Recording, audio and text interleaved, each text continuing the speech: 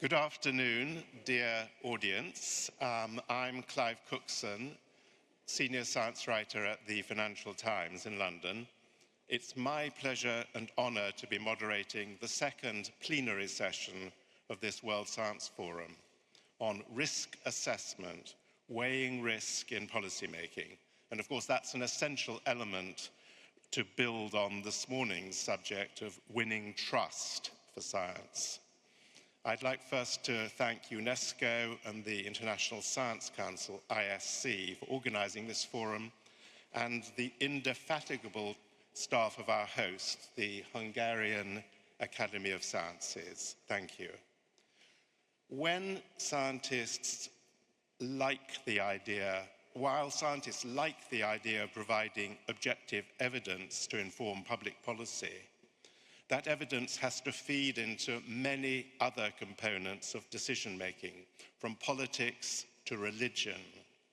After the events of this decade, this year, and indeed this month, I hardly need to remind you of the increasing geopolitical tensions and insecurity, which make communicating risk at the science policy interface more fraught than ever. And as a science journalist, I'm all too well aware of the difficulties of communicating the risks and benefits, whether it's about how best to stop COVID spreading in the pandemic, or how to make AI safer without putting a block on its beneficial progress. To discuss how science can provide and communicate evidence that speaks both to the immediacy and complexity of risk, I've got a wonderful panel with experience in some of the fields that are most important for the future of humanity, from medicine and climate to AI. Their accomplishments are far too extensive for me to read out in detail, but I will mention one or two highlights. And our first speaker on the right will be Margaret Hamburg, co-president of the Inter-Academy Partnership. Peggy Hamburg, as she is generally known, is an internationally recognized leader in public health and medicine. Amongst many other roles, she's been Foreign Secretary for the US National Academy of Medicine, President of the AAAS, the American Association for the Advancement of Science, and US Food and Drug Administration, FDA Commissioner. She'll be followed by Professor Toshio Koyuki, Executive Director of the International Center for Water Hazard and Risk Management, ICHARM. Toshio was a professor of engineering for many years at the University of Tokyo, and his research interests include the water cycle and climate sciences, and how these can reduce the risk of disastrous flooding. Our third speaker, Narinder Mehra, is Vice President International of the All India Institute of Medical Sciences in New Delhi. And he's an internationally acclaimed expert in transplant immunology and clinical immunogenetics. Then we'll hear from the distinguished evolutionary biologist Ush Satmari, who is research professor at Hungary's Center for Ecological Research and has several other academic appointments. And of course, some of you will have heard his excellent speech last night. And last, but of course not least, is Marina Rantanen Modir, Head of Autonomy and Guidance, Navigation and Control at Saab Underwater Systems. She leads research on machine-based cognition and underwater robotics. And she's worked on also in academic research in Germany and Sweden. The WSF organizers suggested that I ask everyone what they called a surging question to set up their opening presentations. So I like the idea of a surging question, which I'd never heard before. This is what I put to them. How can scientists balance providing the best objective evidence about the risks and benefits of different policy options with the need to be realistic about the political context in which decisions are made? And I've asked them to give examples from their own experience of what has worked or failed in the past, and how things could be done better in the future. Peggy is going to open wearing partly her former hat as FDA Commissioner and talking about the risk-benefit in developing, authorizing, and making available drugs and other biomedical products. Please, Peggy.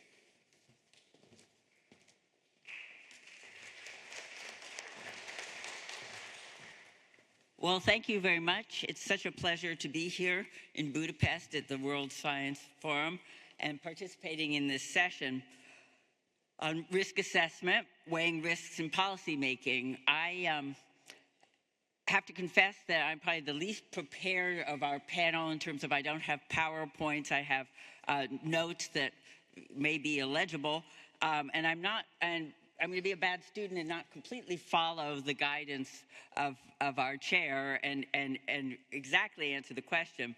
But this is a really important and timely topic and a big one. And I think that there are many different ways to address it and think about it and perspectives to bring to bear. And I think we're going to cover a lot of ground today. I had trouble deciding, what perspective to take in approaching this question.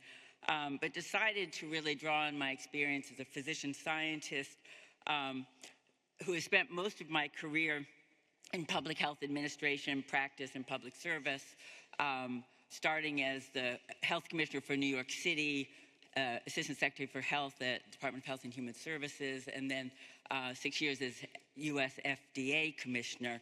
And these experiences have given me a lot of exposure to working at that often precarious intersection of science, medicine, public health, law, ethics, and politics.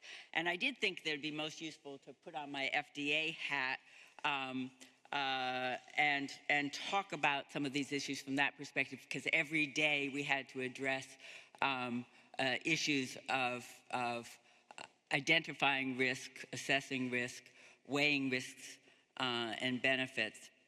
So I'm going to just talk a little bit about that, but really try to use that as a platform to draw out some broader themes touching on critical aspects of what has to go into successful, productive, constructive decision-making in the risk assessment space.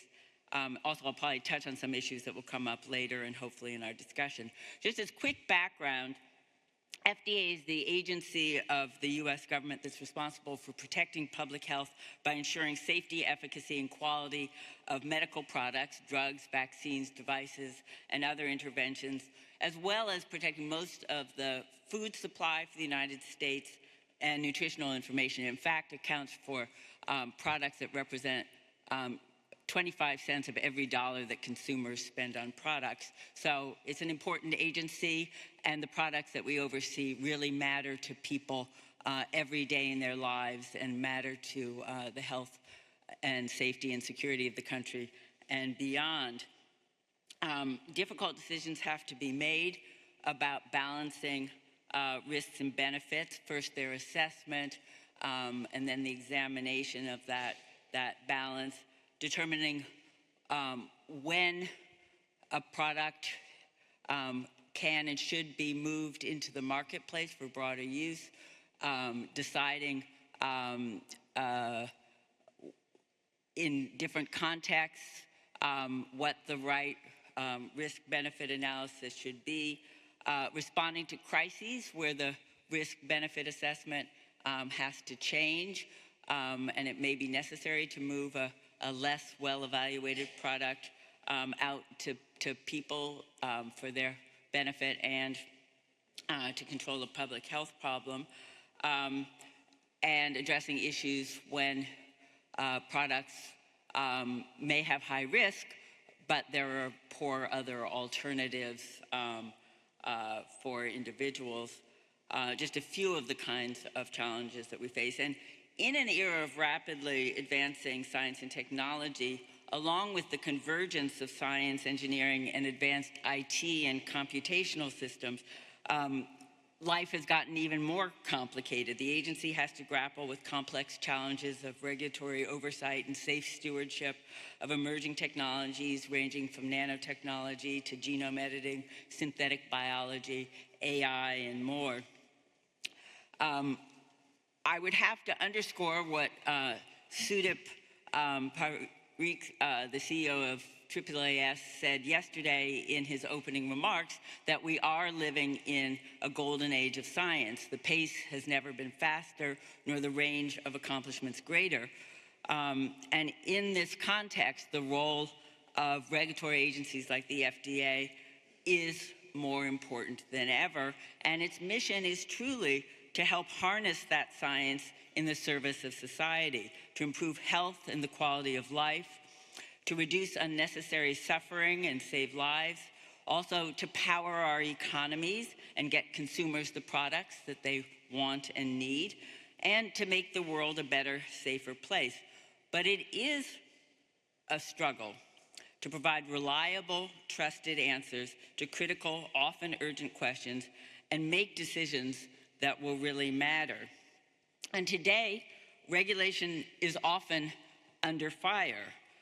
Increasingly so in my country and in other parts of the world.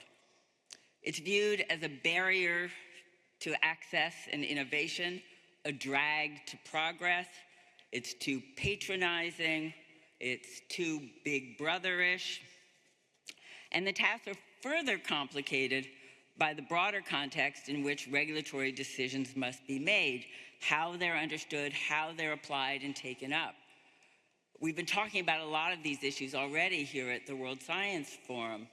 The growing anti-science environment, the devaluation of scientific expertise and evidence, misinformation and disinformation, the undermining of trust in scientists, in scientific institutions, certainly in government, and in evidence, the value of evidence in general.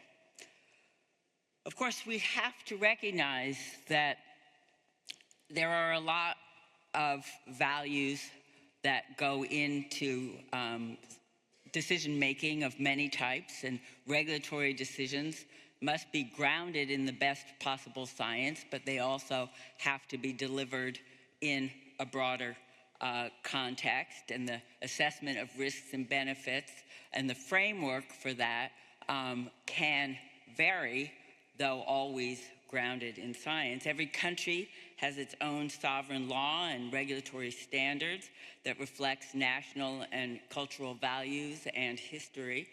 And this does affect some of the overall framework for regulatory processes, and certainly affects the translation of a regulatory decision into broader programs and policies in many cases. But there are some basic principles that I think must be applied, or at least considered, when making these kinds of regulatory decisions. And I want to just quickly, I know we've got a strict time watcher here, and I forgot to look at the clock when I started.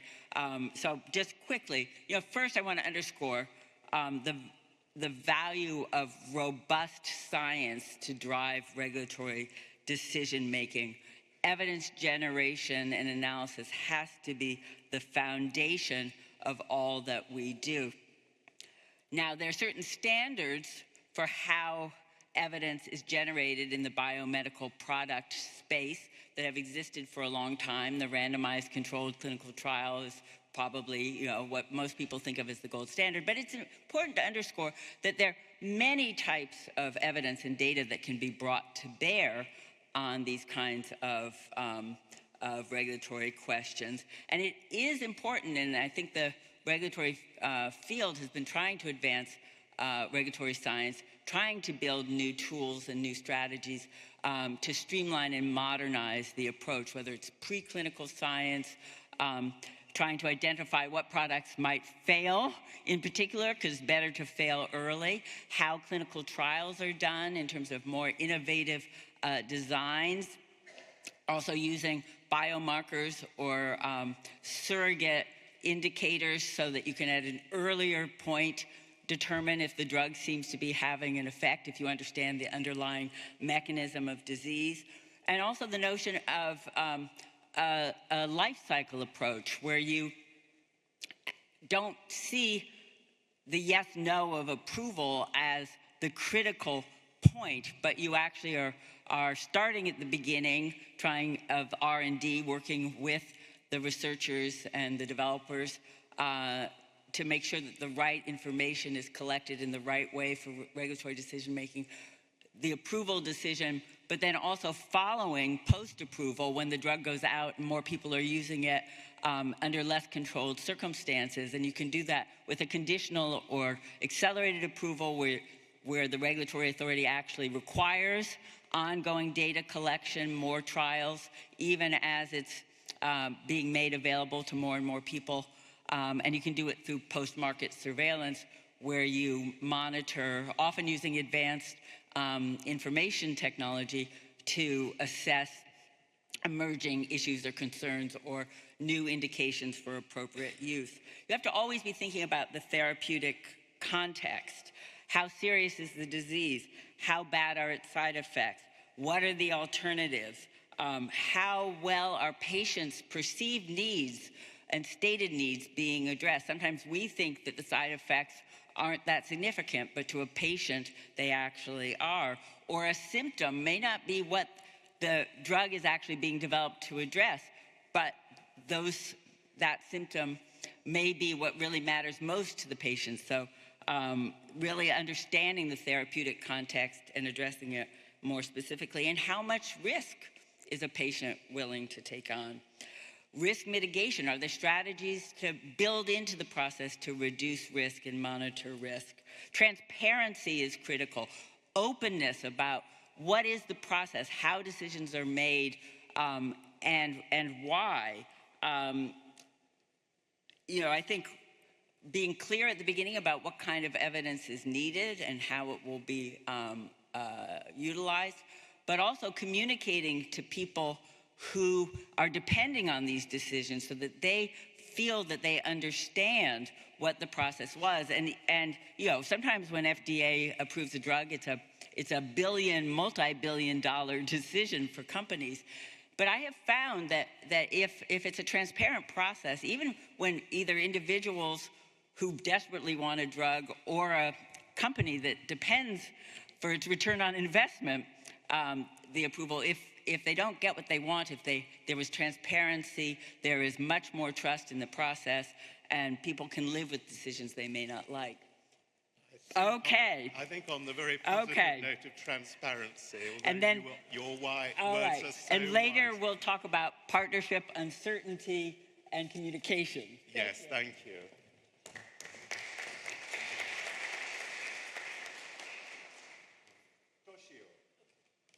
I think you're going to talk about risk assessment in relation to climate change and particularly water-related disasters, floods and droughts. So over to you, sir. Okay, thank you very much. It is my great honor to have this opportunity. I would like to discuss about how to integrate the scientific knowledge into decision-making or policy-making. Based on my experiences in the Science Council of Japan Cabinet Office and the Council for Infrastructure of Japan, and one of the UNESCO Category 2 Center, ICHAN, focusing on water hazard and risk management. Water-related disaster, especially flood and storm, has been increasing dramatically. According to the climate projection, as shown in the lower figure, the annual maximum daily precipitation will increase on almost all the continent. Japan, unfortunately, has experienced the critical and serious flooding every year. The Council for Infrastructure of Japan responding to this event by proposing a series of the new policy visions and proposing the amendment of the related acts. However, the climate change has taken precedent. We have not been able to catch up with the pace. The Council decided overall and fundamental review and revision of the flood control measure of Japan. Even this discussion, debate was underway. Unprecedented torrential rainfall hit the Western Japan and Eastern Japan in the short consequence. And widespread and very critical damage occurred all over Japan. How can science and technology help improve this situation? Global model and the climate projection model output after downscaling and bias correction could be used as an input into hydrological model to project extreme event, flood and drought, and climate projection regime shift. So these outputs should be translated, interpreted in relation to environmental, socio-economical, and cultural, historical aspect of society. Then this will enable holistic impact assessment of the climate change. Then we can propose the option list of the adaptation measure. Once decision has been made, the countermeasure should be implemented. The result of monitoring and evaluation of the implementation should be reflected to the next decision making. It is also very important to incorporate quantified uncertainty of the climate projection into the decision-making processes. So in this way, meteorological, hydrological observation, modeling, and prediction should be connected with various societal benefit areas to support cross-sectoral decision-making. How can we establish this framework? Today, science community is struggling to integrate scientific knowledge across the discipline sectors. The biggest challenge is sharing the data and information. And the prediction, simulation, data integration, information fusion across the discipline are also a big challenge. Under this situation, it is very difficult to communicate and collaborate among the different disciplines. So we need some function of the synthesis. So online synthesis can help the science community to integrate the knowledge. Furthermore, we recognize a critical gap between the science community and society. We need to strengthen the function of the facilitator. That is not just as a master of ceremony, but as a catalytic being who can provide professional advice on-site based on the broad range of scientific knowledge and indigenous knowledge in the local context. Today, this morning, we discussed about the trust. The trust-based relationship is the most important. And by the effort of the facilitator, by making a maximum use of the online synthesis function, the gap between society and science could be bridged. And then the user needs, the local data, indigenous knowledge can be transferred to the science community, and the science community can create a new framework. Through the online synthesis function, the fresh learning opportunity can be shared with society. Science Council of Japan, the Cabinet Office recommended this framework. And in this way, we need to promote knowledge integration by strengthening the online synthesis function, and also to provide capacity building and education by training the facilitator In this way, by taking an end-to-end approach, we can integrate the cutting-edge science knowledge in decision-making and lead the society to take local action. So we would apply this framework in society. In Japan, Japanese science community has already developed a large ensemble climate projection, and the result was downscaled into the 5 kilometer. Huge data stored in the online system, DIAS, and the Council for Infrastructure of Japan make a maximum use of this data set and propose a new river planning framework. By using the average of increasing rate of the flood design rainfall, we propose a new planning framework for storage and river channel design. And the uncertainty of the projection mainly derived from the sea surface temperature projection by the climate model. So we can identify the range of the uncertainty of the increased rate. So this information can be used for designing exposure reduction and strengthening the resilience of the society. In this way, we develop a new river management policy consists of these 3 pillars. That is called as the river basin disaster resilience and sustainability by all. All mean all stakeholders. This the draft has been submitted to the minister, and then our national diet discuss about amendment of the associated 9 acts in the upper house and the lower house, and they agreed and unanimous approval. And a new finance framework was agreed.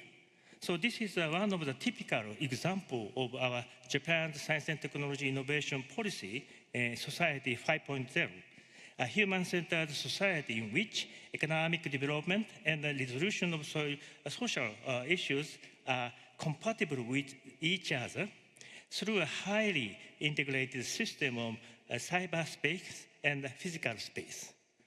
So we are now trying to make share this framework worldwide as a UNESCO Category 2 center focusing on the water hazard and risk management.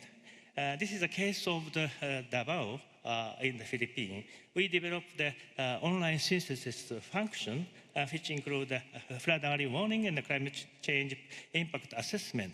Based on this system, we developed a series of e-learning courses, including the introductory lectures and hands-on training, and provide the e-learning training for facilitator to help them to the decision-making, policy-making, prior the investment and local practice. From the various sectors, they join this participant in this facilitator training. They are now working in a society. This is a case of the West Africa under the framework of the UNESCO. In collaboration with 11 the river basin, riverine country of the Volta River and Niger River, we developed the early warning system as a online synthesis system, a part of the online synthesis system. And we also developed a tutorial of hazard mapping and tutorial of the contingency planning. And we offered e-learning training course for expert training and for facilitator training. So in conclusion, a water resilient future under climate change can be created by facilitation between science and society across discipline sectors based on quantified uncertainty and integrated knowledge. Thank you very much for your attention. Thank you, Toshio. I think a lot of European countries could also learn from what you've described of risk assessment and flooding in Japan. Thank you very much. Narinda, I think your talk to some extent will bridge the first two, public health and a bit about climate change. Over to you, sir. Thank you very much. And at the outset, I want to thank the organizers for giving me this opportunity. And I thought I will bring to your attention this twin crisis of climate change and AMR. This is like assessing the risk for human health. This is the humanity's challenges for the next half a century: clean energy, water, food, energy. And the ones that I'm highlighted are the ones that are directly associated with the human health.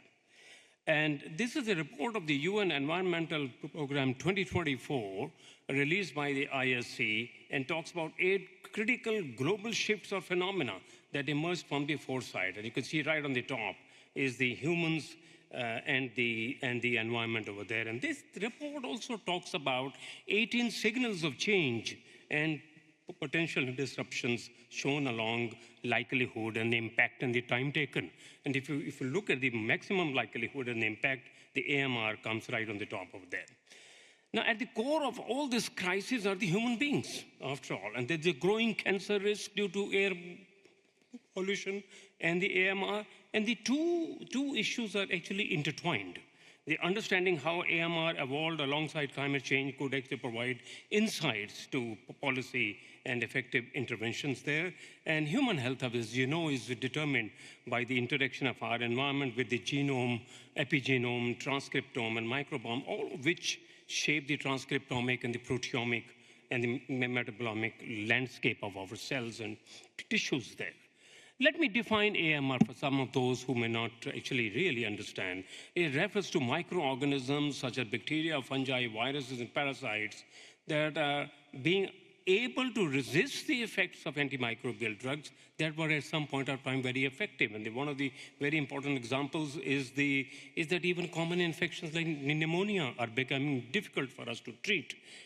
And the excessive use of antimicrobial drugs, more perhaps in the animal system than in humans. WHO already in 2019 named AMR one of the top 10 threats to global health, besides viral pandemics and the climate change. High burden of AMR is in the LMICs.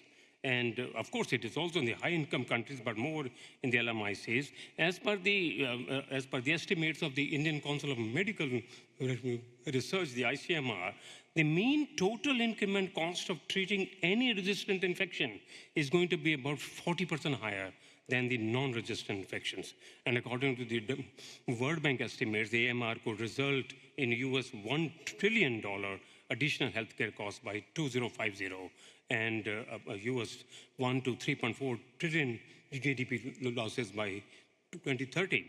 We did a study in ICMR last year from January 1 to the end of the year, 100,000, and we sort of enrolled about 21 tertiary care hospitals. 100,000 culture isolates were analyzed. E. coli, as expected, was the most common, but they were followed by all other infections over there.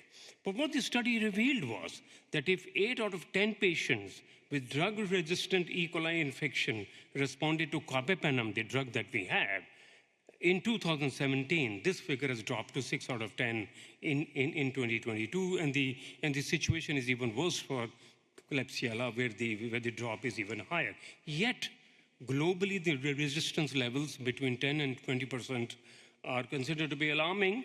Yet there are countries, including in India, there is a widespread and uncontrolled use of antibiotics, such that patients even more than 60% resistance are given the same drug. So are we fast resorting to the pre-antibiotic days? This is a report from the World Bank, drug-resistant infections, and very clearly shows that higher the AMR, the higher are the substantial losses over there. Antimicrobial drugs for years have been labeled as miracle drugs ever since their use was brought into focus 70 years ago. But loss of their drug effectiveness is increasing both in the developing as well as in the developed world. If this trend continues unchecked, the world will come confronted with reality where many infection diseases will have no cure, no vaccine. The economic damage could actually be colossal there. And this is a paper which just came up last month. It talks about antibiotic resistance could cause 40 million deaths by 2050. In fact, most deaths will be in people over 70 years of age. And you can see there is a summary here. The main message of this study is that between 1990 to 2021, more than 1 million people died from drug-resistant infections each year. This number is going to be double from now onwards over there. So I think regions with the highest predicted mortality rates are going to be South Asia, Latin America, and the Caribbean. We've done some sort of risk assessment in India. We have also made our policy now stronger. We're trying to expand the surveillance against drug-resistant pathogens by including secondary hospitals, by including the village hospitals over there. India has established, therefore, what we call the AMRSN, Antimicrobial Resistance Surveillance and Research Network. We created the National Institute of One Health. We have strengthened our BSL-3 and the BSL-4 labs all over India now. We used to have, in the pre-pandemic days, we used to have only 1 or 2, but now we have several. And in August, of course, the Prime Minister of India came up with this policy of what we call BioE3. This is a biotechnology for economy, environment, and employment. And there are 6 or 7 tracks that need to be strengthened there. This was a very important paper which came up last year in Lancet, and indicating that antibiotic resistance increases with air pollution. This was alarming. What did this study say? 480,000 premature deaths in 216. This number will become double in times to come. How does this happen? All this mechanism has been explained. This is about a 70-page article, very, very nice article. And also, if you look at the European Environmental Agency report of harm to human health from air pollution in Europe, and it indicates that the greatest harm to human health is from ischemic heart disease, for PM2.5, and diabetes for NO2. And everybody knows now that you sort of Google it up and, climate change and health, there will be paper after paper, high level of particulate air pollution associated with breast cancer, air pollution and lung cancer. Why diabetes is in the air? This is a study done by my friends in Chennai. Breathing polluted air could increase the type 2 diabetes risk, and this study is now replicated in several other centers as well. Mental health impacts of climate change. The WHO is already sort of involved with this, and among vulnerable populations globally. This is an integrative review which took into consideration 1,828 manuscripts over there. So all of this makes us come to an area, we are now in the era of what we call climate change medicine. We'll soon be talking about challenges to healthcare systems, high-related health impacts, air quality impacts, mental health impacts, and all that. And on the other side, that you can see from the birds, all these parasites coming into the human system, climate-sensitive infectious diseases, including HIV, AIDS, and tuberculosis and all.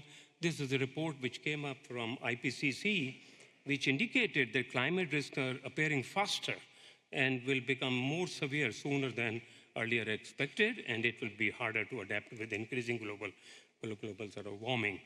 WHO published this first ever guidance document. This is a remarkable document, September 3, 2024, guidance on wastewater and solid waste management of manufacturing of antibiotics. This is also giving guidance to the pharmaceutical industry. How do you sort of dispose of your waste antibiotic manufacturing there? And the range of threat that the climate change presents to health is large, diverse, and complex. And here, this paper, Nature Medicine of last year, talks about main barriers to implementation of national health and the climate change plans. Somebody says that I don't have that much of money or things of that sort. Now, all of those issues have been flagged over there. And the main message from this study is that we need a goal-driven approach to promote actions that reduce carbon emissions and improve health, build better and more resilient and environmentally sustainable health systems there. But more importantly, science leaders and advocates must change the narrative from threat of climate crisis to healthy future through climate action. I think time has come for our climate action now. And there are all kinds of uses that have been described, emerging therapies for tackling AMR, including gene therapy, antimicrobial peptides, and things of that sort. Or this is a paper which came up just a few months ago. WHO talks about estimating the impact of vaccines in reducing AMR. But I think the most important issue is here.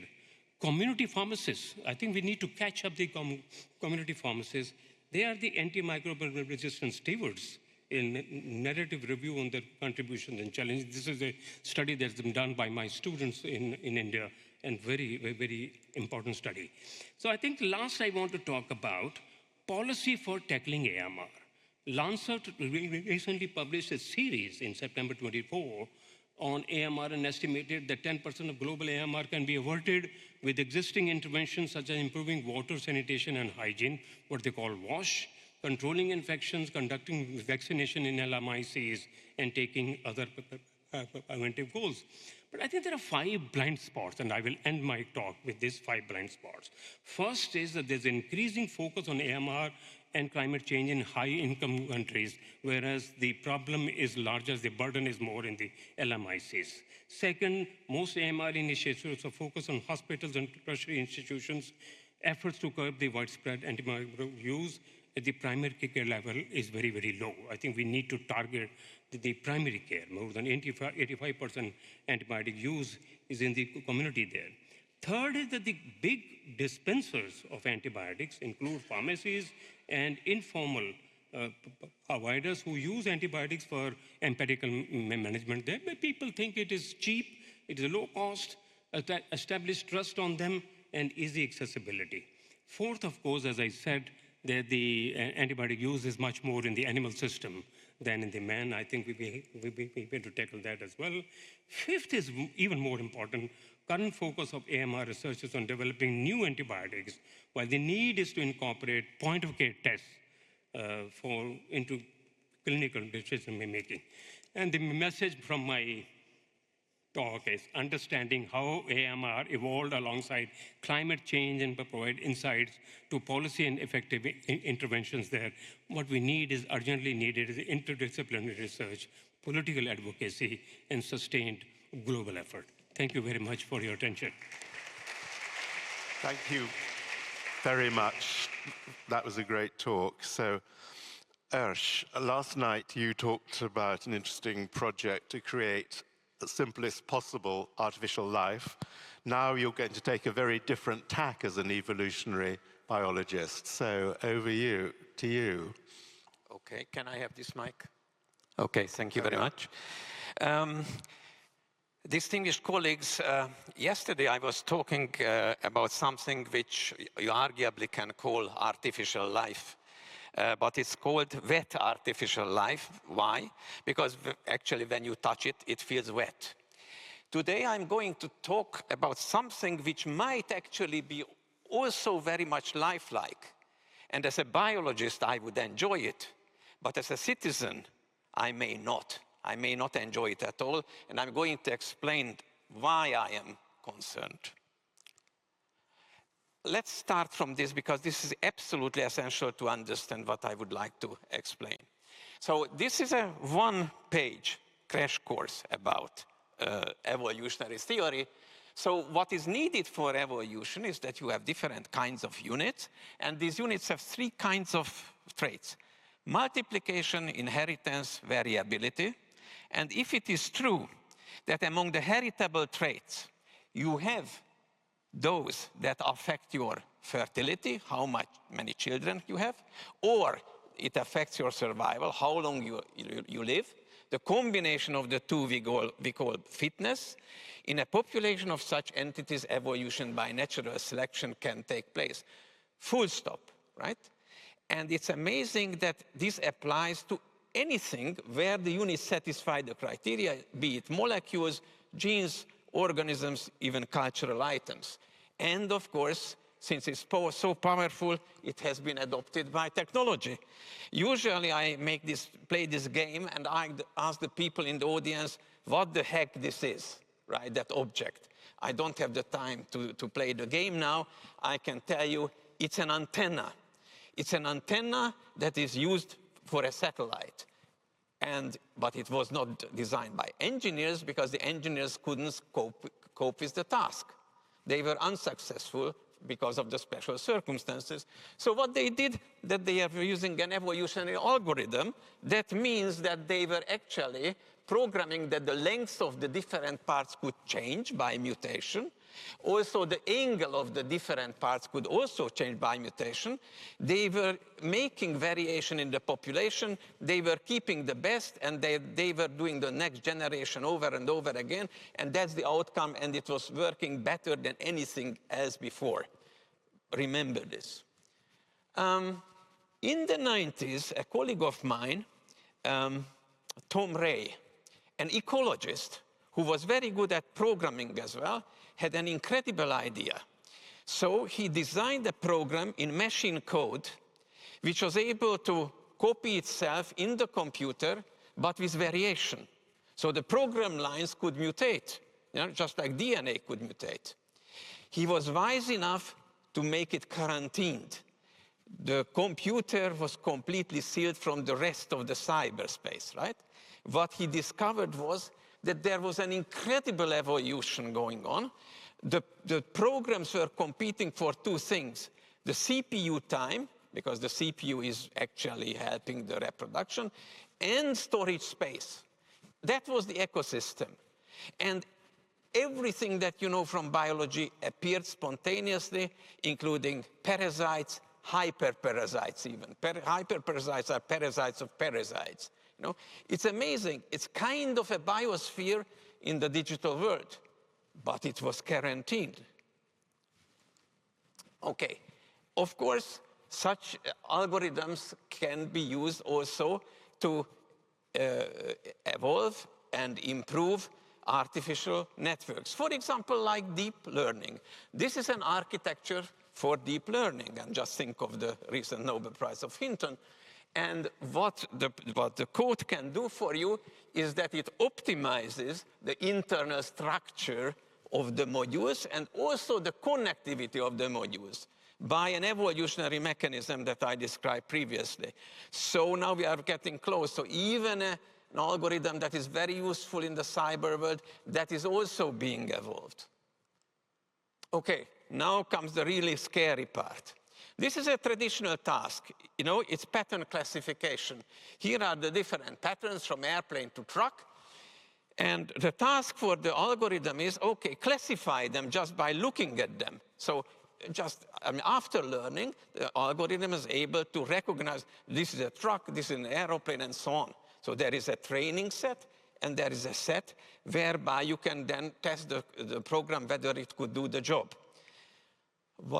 Now comes the interesting part. It was also an evolvable population of programs. So it started with almost nothing.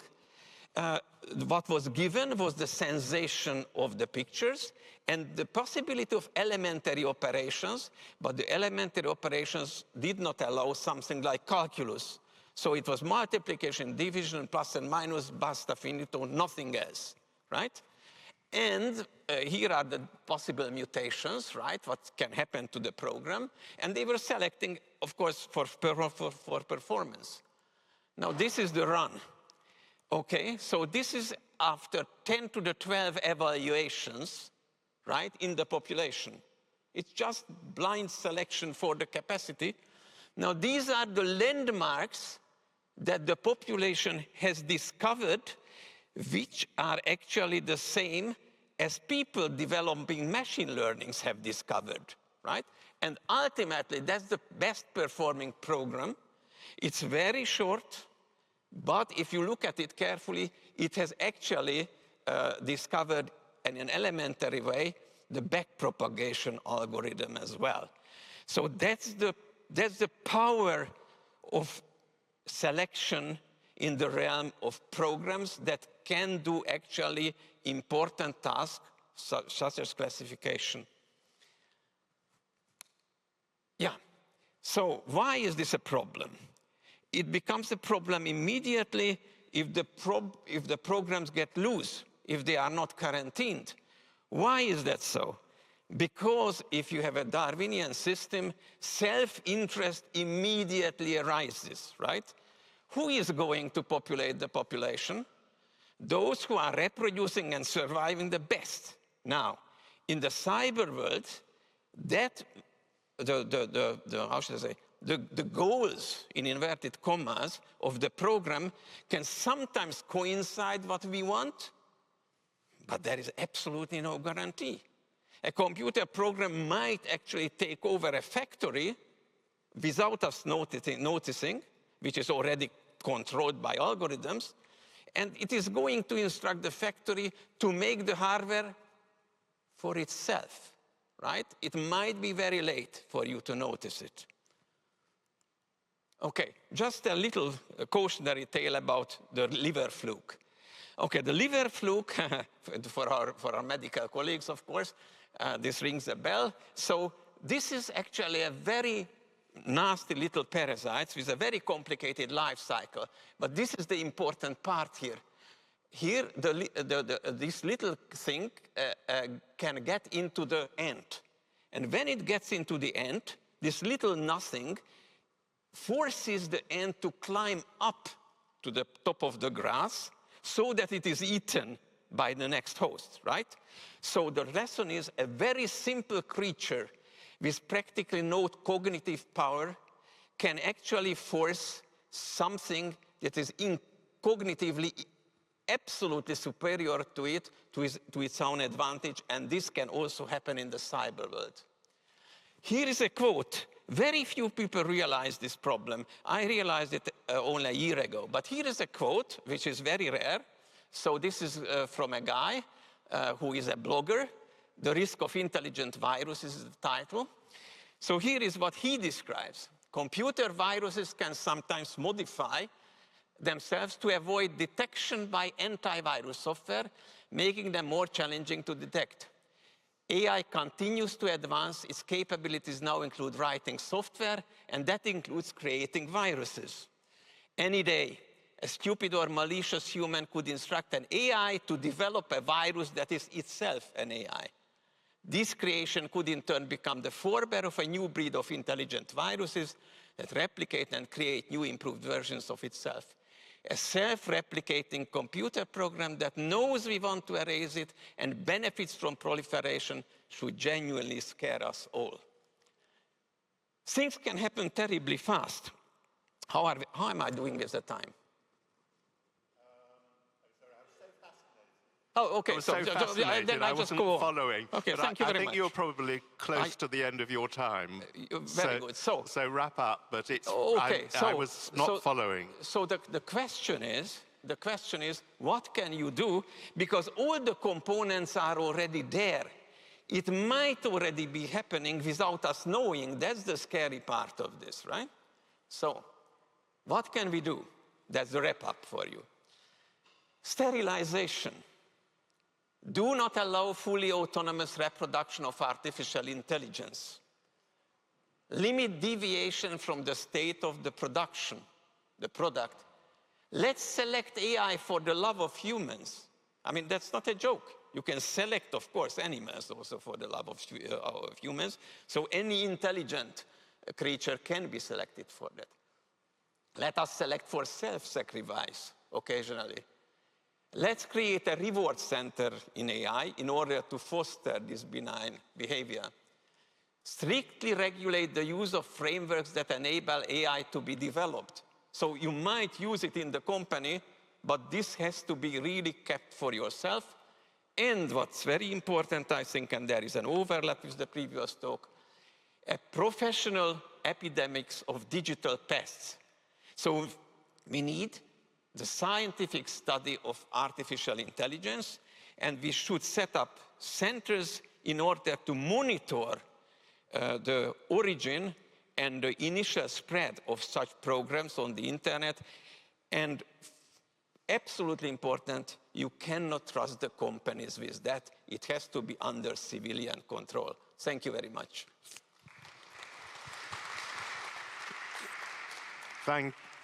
Thank you. Ash, that was seriously scary. I think, Marina, you're going to be the last speaker with something a bit more reassuring, please.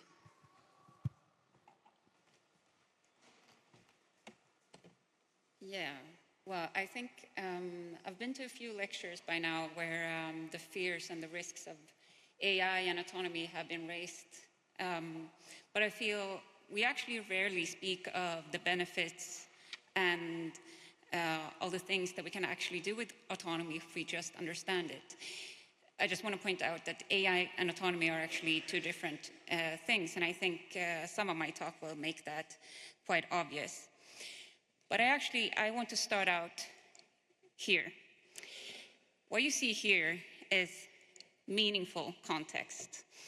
Every day, I'm sure most of you use various automated processes to get by. You use coffee machines, cruise controls in your cars, electricity distribution, and these processes, they improve every day. They get better and better at helping you solve more and more complex problems. For instance, today we have ChatGPT. And what they're not so great at, though, is to create meaningful contexts, yet. This is a picture of a drawing I made when I was a child. And when my mom looks at this picture, she sees meaningful evolution of the inner workings of her child. And this cannot be replaced by AI. Even though AI might make a more accurate representation of a spruce, it's not going to make a more accurate representation of the development of the autonomy of a child. So, what is autonomy? I like making this analogy with our animal friends. So why is this dolphin better at detecting and classifying threats than a machine would be? Well, probably because it has this capability to dynamically adapt to its environments and make meaningful decisions that it learns from.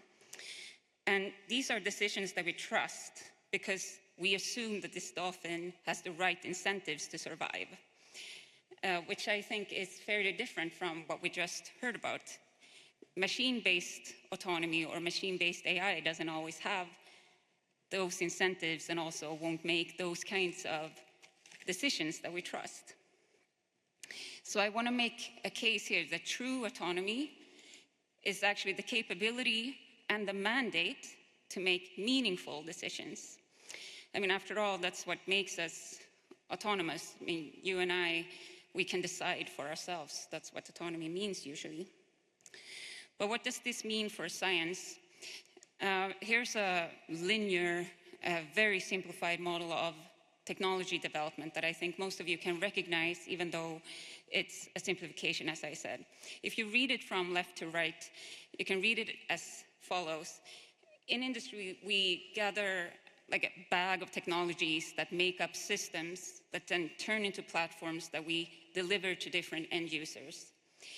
These end users then use these platforms to make up a capability in their lives, usually made up out of different functions. Here I gave you a few examples of those functions. It could be pure computational power, as we spoke about earlier here. So you can buy a computer just to use it to help you make calculations that are so heavy that you don't want to do them yourself. But what you're doing actually is that you're solving a problem, you're performing a task. And this task can be performed on many different hierarchical levels. Here are a few examples again, political, organizational, or on the individual level. And these are performed in a multitude of domains. Again, a few examples. And when we perform a task, it has some effect on the environment. And now the question is then, what happens when we introduce autonomy into the picture? Well, traditionally, all of you who develop technology, you sort of have a hunch that the requirement elicitation is usually between the capability that you deliver to the end user and the platform that you're developing. You have some performance requirements. like the range of your car or the computational performance of a computer. But I want to make an argument here that with the rise of machine-based autonomy, these requirements, where they're made, this interface will be pushed towards the right in this picture, because we will start placing requirements, or we will need to start placing requirements on the behavior. That will happen in task formulation. These behavioral requirements will actually change the whole way that traditional engineering is done in industry. And I think for these behavioral requirements to be made in such a way that we can benefit from them, so that they actually help us solve these problems, I mean, so that we make better coffee machines, I think we need to find robust methods that will actually inform policymakers of the right decisions. Because as we all know, it's difficult to be an expert in any field and in all fields at the same time, and policymakers rarely have the time to make a deep dive into all technologies. So here I want to make a simplification of autonomy. I usually divide it into two different categories that contain a multitude of different technologies. These two categories are like the low-level platform automation that actually helps us scale up our work. We can make more coffee if a machine helps us make it instead of making it by hand. But then there's this other higher cognitive level of autonomy, which is about abstract problem solving. And this is where that dolphin comes into play.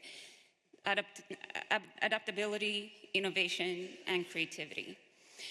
And this is actually a key part of everyday problem solving. I made here a very simple model of carrying out an everyday task. You have some intent with a purpose, you interpret this intent, you perform tasks that turn to actions that have this effect that I showed you in the previous picture. And then you compare your effect with your intent. Was this what I intended to do? But the key box here is this interpretation. It contains so much implicit intent, which is very, very difficult to actually make explicit.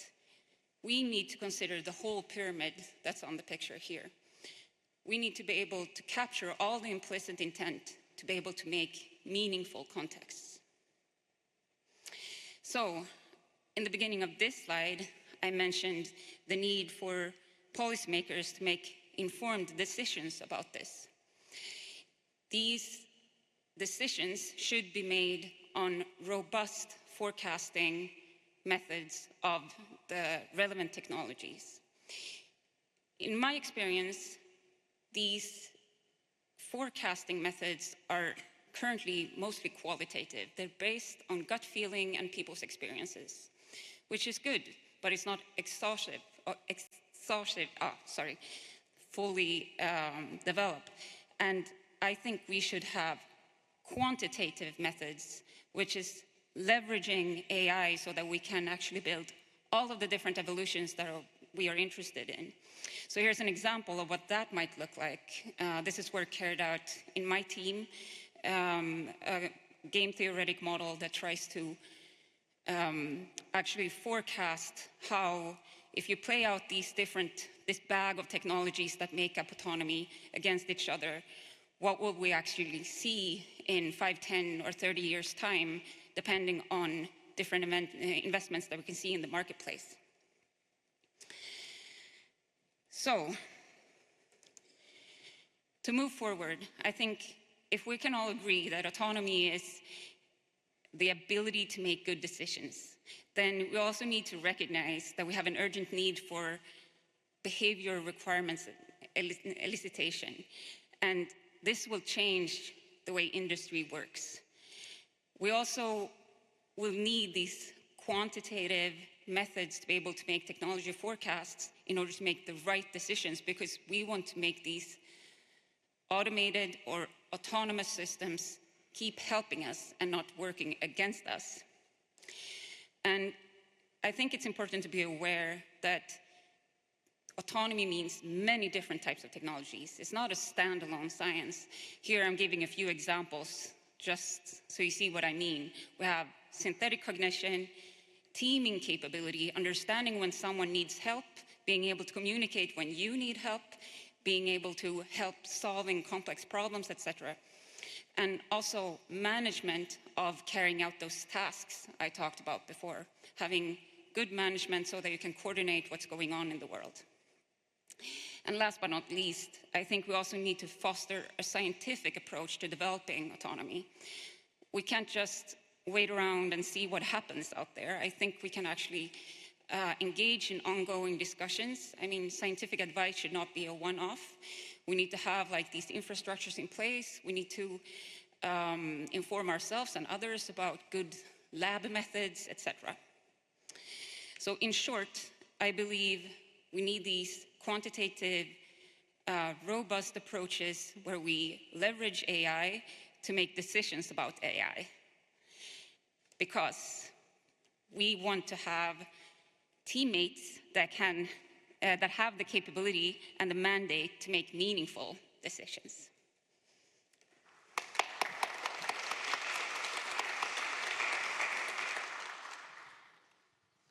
Thank you for the last in 5 great presentations. We haven't got very long to discuss things, and I do want to leave a bit of time at the end for you in the audience to make points. But Peggy, maybe I could start with you. I can't resist asking you, given the polarized and divisive political situation and an administration, new administration that contains some individuals whose beliefs go against overwhelming scientific evidence. How can that regulatory process that you described, for example, in the FDA, protect itself about from what might happen? Well, these certainly are challenging times. I think that many of the appointments broadly in the administration and within the health sphere have been unexpected, and certainly not people with the kind of hands-on experience or defined expertise in the areas that they will be overseeing. We're still awaiting the announcement of who will be the FDA commissioner, but there's no question that already we are hearing many calls, not entirely novel calls, but for dramatic restructuring, reducing regulatory oversight, streamlining administrative functions. One of the things that I do worry about is the hollowing out of the civil service. There have been many statements coming from some of the newly anointed leaders, Elon Musk and RFK Jr. being two, talking, and Vivek Ramaswamy talking about the need to get rid of hundreds of civil servants within different agencies. And these are not just interchangeable parts. These are people with deep experience and expertise in most cases. And so without leadership at the top that fully understands the mission and the manner of work and its importance, with that at the top and then losing the richness of expertise below, we could see some very difficult situations, and some, even the New York Post, have said people may die. We certainly don't want that. I think we need to really work hard to clarify why, in the case of the FDA, regulation matters. What are the benefits for patients, communities, our country, and beyond in terms of everyone loves innovation, but innovation only matters if it works, if it makes a difference for people, and you don't know that until you actually do the studies.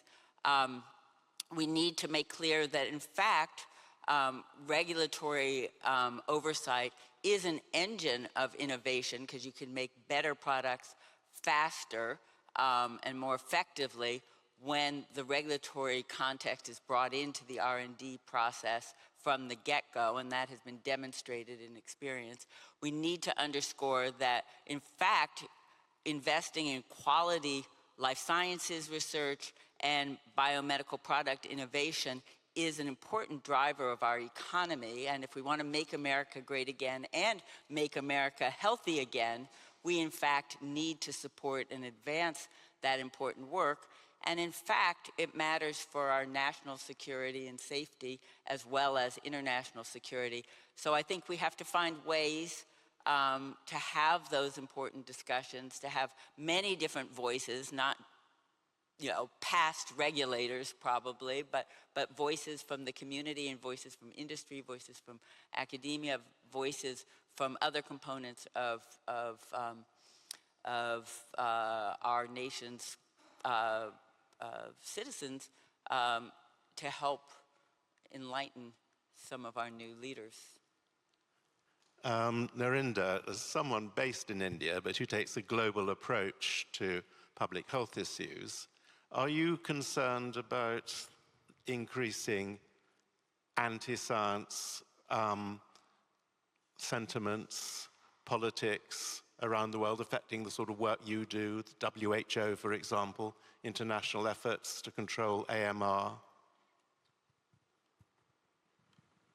Yes, and as I showed you the data, in fact, the AMR, although is a problem mostly for the LMICs, the low and middle income countries, but I think it is also affecting everybody else, the high income. And I showed you the data on the European Environmental Agency as well, where the PM 2.5, the WHO standards indicate that PM 2.5 are less than 5 microgram, but there are countries, there are cities around the world now where it's 20 times more, 25 times more. I come from Delhi, and I don't know, for some strange reason or so, November becomes a very difficult month for us. That's the time when the crops change. The farmers sort of tend to burn their early crops and things of that sort. So I think we need to be aware of that. We need to be aware of the climate change. What is more important is there's an intertwining, there is an interrelationship between the climate change and the AMR. The worse the climate change, the AMR will become even more. So these two issues, earlier we thought these are separate issues, but these are not separate. I think they have to be seen as an intertwined issue, and every country has to be aware of this. Thank you. May I make a remark on what Peggy said? This is course. a very, very important issue of regulatory. The regulatory bodies, and I'm also like you, I'm from the health background, and we have these problems of, we have the Drug Controller General of India, and the DCGI. People view it as a body which is trying to stop their work and things of that sort. That is true of everywhere else as well. The US FDA, there are drugs that are approved by the US FDA or by EMA, the European Medicines Agencies, and a lot of pharmaceutical industries feel that if it has been approved by these two agencies, everybody else should use that. And I'm glad that you sort of mentioned that every country has their own rule.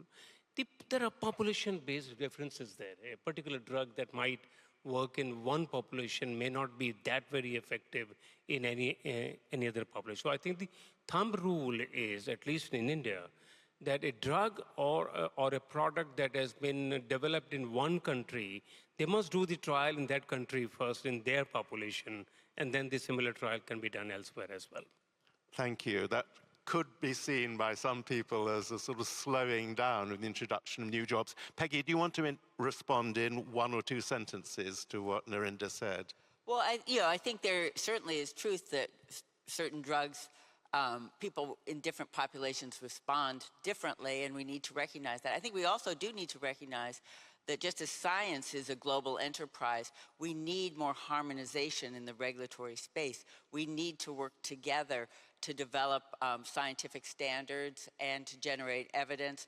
We need to harmonize some of the underlying processes to make them more efficient. And we need to work together in terms of also the inspectional responsibilities of regulatory agencies. They're complex supply chains with precursors and manufacturing happening all over. We need to share the workload, and we need to share the information. That being said, I think that it is always going to be important that countries have their sovereign laws and approaches.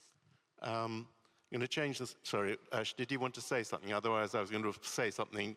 I was going to change the subject. I mean, you've alarmed us about the what might happen with evolvable AI. Thinking about the project you talked about last night, I know you were talking about a very, very, very simple form of life, but some people might think, gosh, that's an alarming project in itself. How do you reassure them that the benefits of your research outweigh the risks? It's a very good question, and of course we have thought of the problem. Now, it is much further down the line when this becomes dangerous. You know, they will be very miserable creatures, extremely fragile. So basically you are coughing and they fall apart. So for a while, there is no need to panic. However, you have to anticipate in order to mitigate the future risks. So what we are having in our group, we have an ethical sub-project where we are actually working out the guidelines, what to do. And let me state something which is very important in this regard. When genetic engineering started, the people who were doing genetic engineering realized that there was a potentially very big problem. So they actually agreed on the Asilomar meeting, and I'm simplifying, but they didn't go home before actually they could agree about the guidelines, what to do and what is not allowed to do. It's amazing how strictly and successfully this has been followed, and that gives us an example that such a thing is doable. In the AI field, I think the threat is that already right now, there is too much money involved, right? And that can unleash certain things which happen so fast, then it will be too late. This is where I'm a little bit scared about. But we should have meetings like the Asilomar meetings regarding AI and come up with resolutions and recommendations, what is not allowed. Yes, I was going to ask you to comment, so thank you, Marina. Go ahead. I think most people by now know that these AI algorithms that are out there in the wild cannot really be stopped. I mean, they will be used in one way or the other. And I think we can reap the benefits by understanding also that there's quite a lot of proof that this general AI performs much better if it's trained on all kinds of different data rather than specific tasks, because it also understand what not to do from having this general training, and I think we can prevent a lot of the things we don't want to see it doing by also training it in a broad, general manner. I think there is some optimism to gain from this, because we can use AI and autonomous systems in a way that actually help us prevent, death in many ways. Because I've heard a lot of death being spoken about here. So actually, autonomous systems can help us prevent that from happening and improving human life. And do you accept Marina's slight distinction between autonomous systems and the sort of AI you were warning us about? Yeah, you see, autonomy is partly a matter of degree, depending on what criteria you are using and in what environment the autonomy unfolds. I have highlighted that certain combinations are especially dangerous, and you see, a virus is not autonomous. It's not an autonomous organism. Bacteria are autonomous, viruses are not. But look at the problems that they can cause. So the other thing I wanted to remark is that there is a lot of talk about AI becoming conscious and how terrible and scary it is. Is the liver fluke conscious? No. Is the COVID virus conscious? No. But I'm much more afraid of the COVID virus than I'm afraid of you guys, right? So that illustrates that there's a lot of hype about AI consciousness, and many of the dangers are much before and below that. I think I'm going to, before opening up to the question, Toshio, I'm going to change the subject a bit. I mean, how successfully do you think you're getting across the message to sort of urban planners of the need not to build houses that are in floodplains and the need to protect urban infrastructure? You talked about some of the measures and thoughts, but is it working in Japan and in other countries? We need a consensus, the regional consensus, not only the landowners, the benefit, but regionally, totally benefit. How can we develop? So just risk management has been considered. How to recover the damage to zero. But the new policy includes sustainability, enabling the sustainability. So not only the strengthening the disaster resilience, but also enabling the sustainability. So not to the zero, but a positive level. So how can we create the better environment in cooperation and the consensus at the regional scale? That is a basis. So we also developed the government also defined a new amendment, the related act. In the act, that is clearly described. Thank you. So we've got 10 minutes. Who would like to intervene first? Yes, there are two people on the central aisle. If we can have mics going through. First, the lady on the left, and then... Hello. Thanks for this interesting session. I'm a scientist from Egypt. My name is Amal Amin. I have a comment. If we talk about science, risk management after COVID-19, it's common. But to talk effectively, we have to talk about implementation and following up. And also we have to relate it with future studies. As example, for the professor talking about AI is scaring, but what are the expectations for the future? Also, we have to make effective networks, inclusive, effective networks, to hear all voices, because in developing countries we have additional risks, the common risks and additional risks. As example, after COVID-19, all lessons transfer to internet, so that we now have discrimination in knowledge and technology, and also in education, related matters of education, so that we are in another world. The developed countries now talking about AI, and we are still talking about effective learning, quality education, and so on. So that if we want to talk about risk management, we have to hear all voices, and we have to include the others, because risk, the humanity is one word, so that we are talking on the same circle. In COVID, we all hurted, so that we have, for the next step, to consider the other voices, so that we have to raise awareness about the importance of risk management policies in institutions, in organizations, especially on the other part of the world. And also we have to have multidisciplinary global networks to implement these risk management policies, including private sector. I always say private sector is the solution for developing countries. The business, they have to be included. Even in panels like this, we have to include the industry, the business. Thanks a lot. Very quickly respond to that, and then we'll take someone.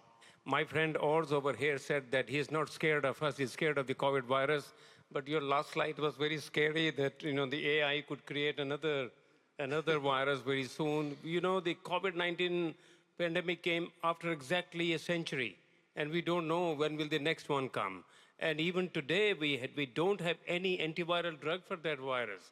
We could make vaccine, and that was lucky enough for all of us, because the world became global family, and within a matter of months, the vaccine came. How do we know with this virus? And I was thinking I was going to borrow his last slide, because that was very scary, where the AI could be used. And AI, everybody talks about a hope or a hype. I think it's more of a hype from that point of view. Yes, Randa, and then there's someone on the aisle after that. My name is Salim Sungu from Kenya and a researcher from Imperial College London. So my question is about transparency in the training data, because you're developing these models, but there's not much transparency in terms of how these models have been trained, and these models are being applied, so they could be biased in areas where they're being applied. So how much transparency is going on, and who's regulating the transparency of these models? Gosh. Anyone like to answer that? Yes, Ursh? I have a little comment about this from my perspective.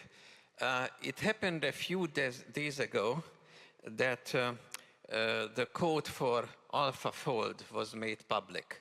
You know, that's the algorithm that can calculate the three-dimensional structure of proteins, has enormous importance for, you know, healthcare, drug design, and so forth.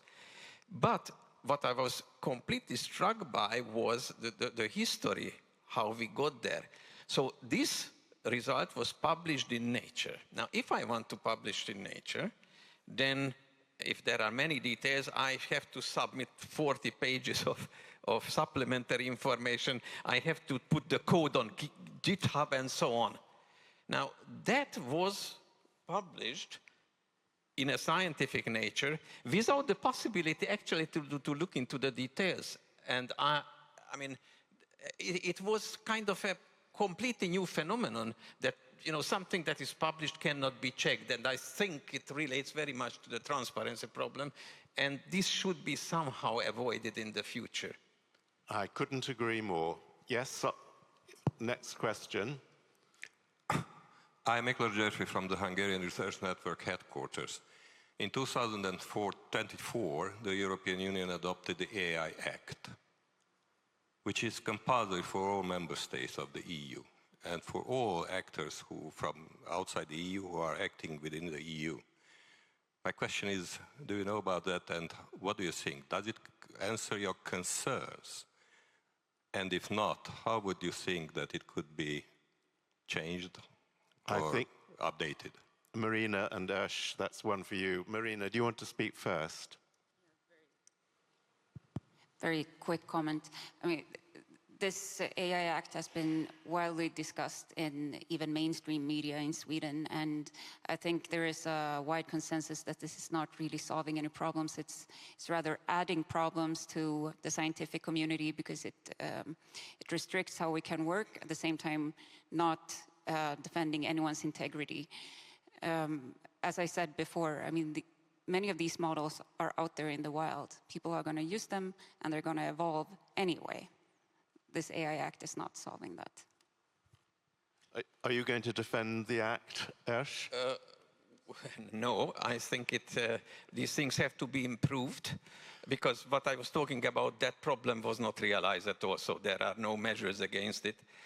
First. The second is, I think, and that relates to all the other issues that we have been discussing, sustainability, healthcare, these problems need global cooperation for solution, right? Because otherwise, you know, how can you, you cannot build a fence so that the virus or the computer virus or whatever doesn't come into the country. Doesn't work like that. So you have to have a global monitoring and mitigation system for all kinds of things for that. And I'm very scared because we are going exactly in the different direction. I'm sorry to say it, but if every nation says that I am the most important, I am the most important, I don't think that's the right recipe for cooperation at the global scale. Sorry. No, very good point. Peggy, you had... I'll try to add, I agree on the global governance, but it's very hard, especially in this era of isolationism and nationalism.